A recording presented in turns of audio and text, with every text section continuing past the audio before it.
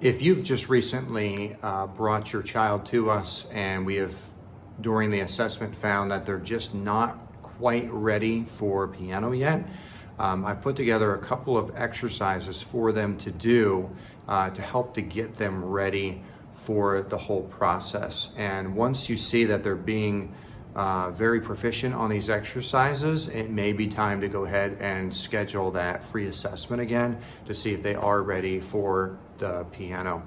So a couple of things to look for is that they really understand their finger numbers.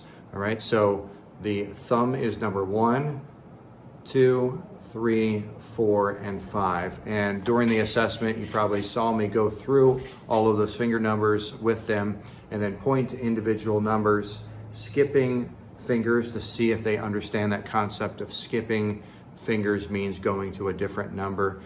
So, go through that with them, making sure that they understand their finger numbers very, very well. Some of the other exercises that we can do, I will show you next.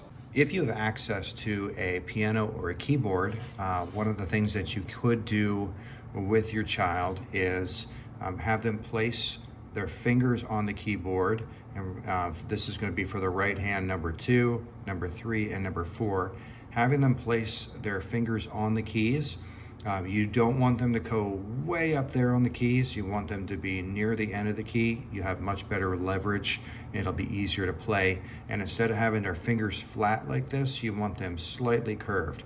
I will tell my students that I'm going to pretend you have a ball in your hand and then flip your hand over, and that's going to be the perfect way to be able to play the piano.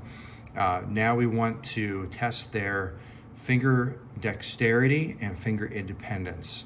That's something that we definitely need for them to be able to do well on the piano. So have them go 2, 3, 4, 3, 2, 3, 4, and playing each finger individually. You do not want them to go and then start moving back and forth like that, because that's easier for them to do because they only have to control that one finger. Instead, you want them to individually press down those keys. The 4th finger is going to be the hardest to control on that hand, so they have to really, really focus on that. Once they have this down, you can then move their hand down to the white keys and then practice using all 5 fingers like this.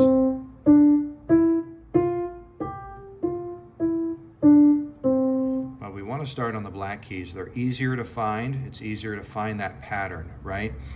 So it's easy to find 3 black keys anywhere on the piano, have them place their fingers on there. You can do the same thing with the 2 fingers as well, using 2 and 3, making sure that they're not going like this and going back and forth. I've also seen some children go and then they go like that. You want them to use those fingers independent of each other. One of the other things that you want to work with them on is understanding low and high sounds on the piano. So on the piano, if I go down, it's going to go lower. If I go up on the piano,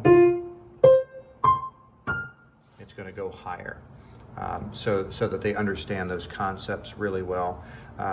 You can also have them move from key to key. So maybe I say, hey, I want to have you play the pattern of 2s, maybe using my left hand and going 2, 3, and then move down to the next one, 2, 3, 2, 3, 2, 3.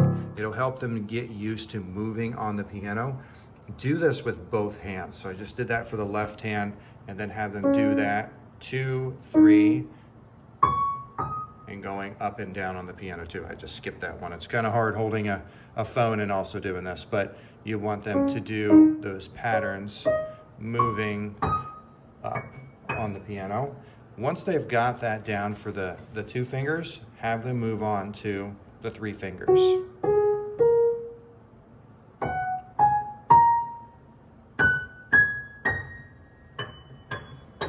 And have them go back and forth and do that. And that way you know that they're having finger independence, and then they have that dexterity needed to be able to play on the piano when they're ready.